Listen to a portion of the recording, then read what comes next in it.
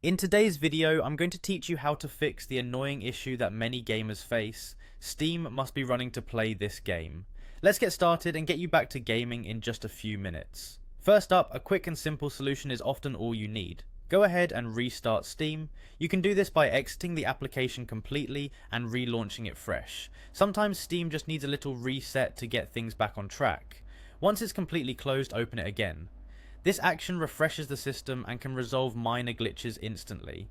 If that doesn't work, we'll take a look at your Windows Defender Security Center. Sometimes your firewall might block Steam from running correctly. Head over to the Defender Center and temporarily disable any firewall blocks on Steam related programs. Be cautious with this step as your firewall is an important security feature. Remember to enable it again once you're done troubleshooting. Let's shift gears back to Steam.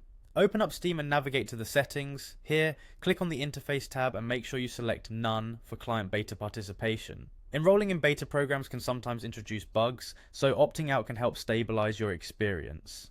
Next, let's move to your library. Choose one of your games and right click on it. Afterward, navigate to the properties section and click on installed files. You'll see an option to verify the integrity of game files.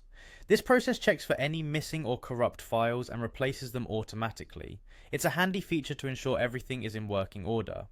Additionally, if you've been experimenting with mods from the workshop, try disabling them. Sometimes mods can interfere with the normal operation of your games. Simply go to the workshop and turn off any active mods.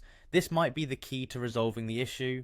Finally, if all else fails, you might need to consider uninstalling and reinstalling the Steam app.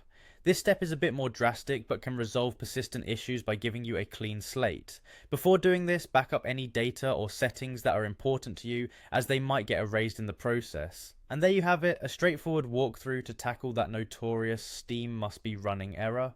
Hopefully one of these solutions will get you gaming again without a hitch. Thanks for watching and happy gaming.